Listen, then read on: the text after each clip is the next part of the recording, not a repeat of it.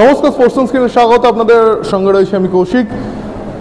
Kolkata football লিগের 5th division থেকে champion হয়ে 4th ডিভিশনে উঠেছে BYS এভারগ্রিন। BYS এভারগ্রিনের এই সাফল্য স্মরণ করে সেই দলের ফুটবলারদের সংবর্ধিত করল বেহালা যুবক সংঘ। বরানগরে বেহালা যুবক সংঘের অনুষ্ঠানে এদিন BYS এভারগ্রিনের উইনিং দলের যে প্লেয়াররা ছিলেন এবং যে কোচ ছিলেন তাদের সংবর্ধিত করা হয়।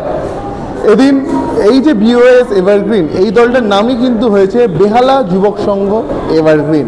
সেখান থেকেই তাদের এই শর্ট নামটা BYS। 5th ডিভিশনে আমরা দেখেছিলাম, প্রত্যেক বছরই এটা নতুন নয়, প্রত্যেক বছরই যারা লোয়ার ডিভিশনে খেলে তাদেরকে কিন্তু খারাপ মাঠে কিংবা কাদা মাঠে, বৃষ্টি ভেজা মাঠে যখন খেলতে হয় সেখানে ভালো ফুটবল উপহার দেওয়ার সেই জায়গাটা থাকে না।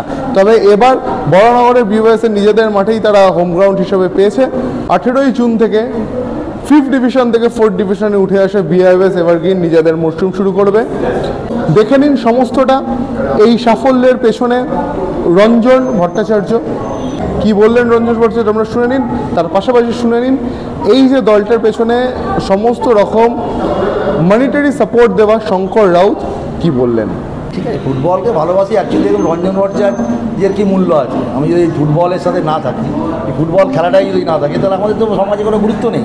তো যাই বলুন, প্রভাব প্রতিপত্তি যেটুকু আছে এস্টাবলিশমেন্ট ফুটবলকে ঘিরে, তাই কিছু কিছু নৈতিক দায়িত্ব যেটা আমার সম্বন্ধে যারা জানে যে সবটাই আমি কী বলে অর্থটাই আমার কাছে কিন্তু প্রায়োরিটি না। বেশ কিছু আমি এতগুলো আগের বছর অনেকগুলো টিমের সাথে ছিলাম এবং থাকা মানেই দেখবেন 1-2-এর মধ্যে টিমগুলো রয়েছে। তো সেখানে সেইভাবে প্ল্যানিং করি, সেইভাবে সারা বছর ধরে প্ল্যানিং চলে।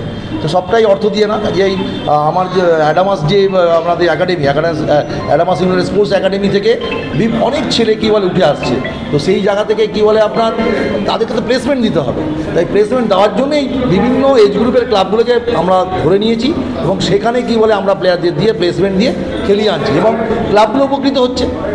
এবছর আমি বলি এবছর সব ঠিকঠাক চলে। আমরা তো মাঠের বাইরে থাকবো, আমাদের কোচেরা মাঠের বাইরে থাকবে। জয়ন্ত এখানে যারা কোচিং করেছে, জয়ন্ত ব্যানার্জি, দেবাশিস দাস, তারা খুব ভালো কাজ করেছে। শতদ্রু বাসু আমাদের এখানে।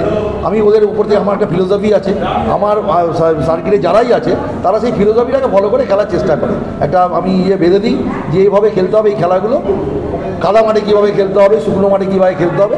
দেখছি এগুলো মাঝে মাঝে খাটছে এই বুদ্ধিগুলো, যেগুলো ইমপ্লিমেন্ট করি আর কি, সেগুলো দেখছি যে পরবর্তী সময়ে সেইভাবে চললে আমরা সাকসেস রেট আমাদের ভালো। তো সেইভাবেই ফলো করে এগোচ্ছি, আর কিছুই না।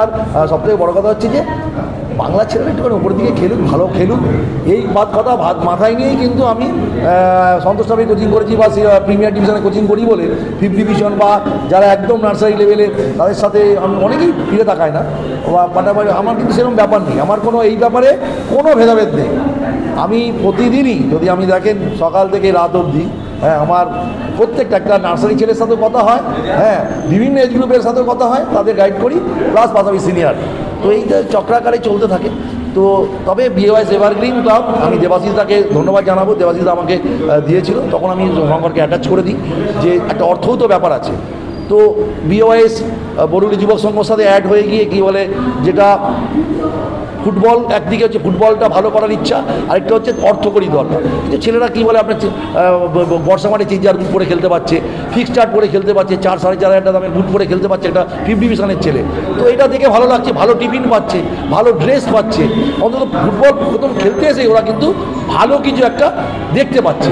তো সেই জন্য এবছরও কী বলে চ্যাম্পিয়নশিপের লক্ষ্য নিয়েই করা আর কি। দেবাশিসরা আমরা যৌথভাবে দলটা চালাচ্ছি এবং প্রথম থেকে এই দলটা যেদিন থেকে নিয়েছি, রঞ্জনদার উদ্যোগে নেওয়া হয়েছে দলটা, এবং আমাদের সবসময় মনে হয়েছে প্লেয়ারদেরকে একটা বেটার কিছু দেওয়া এবং সবসময় ওদেরকে একটা এন্ধু দেওয়া যাতে ওরা বেটার পারফরমেন্স করতে পারে।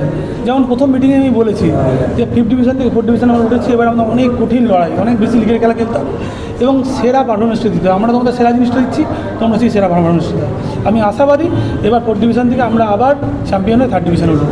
শঙ্করদা, একটা বিষয়, এই লোয়ার ডিভিশনের যে খেলাগুলো রঞ্জনদা খুব ভালো মতো জানেন, মাঠের যে অবস্থা থাকে তা কিন্তু খুব একটা যুক্তিযুক্ত নয়। আপনারাও জানেন বহু প্লেয়ার এরকম ছোট পায়, আবার IF-এর ইন্স্যুরেন্সও করে দিয়েছে 2 লক্ষ টাকার এখন প্রত্যেকটা প্লেয়ারের ক্ষেত্রে।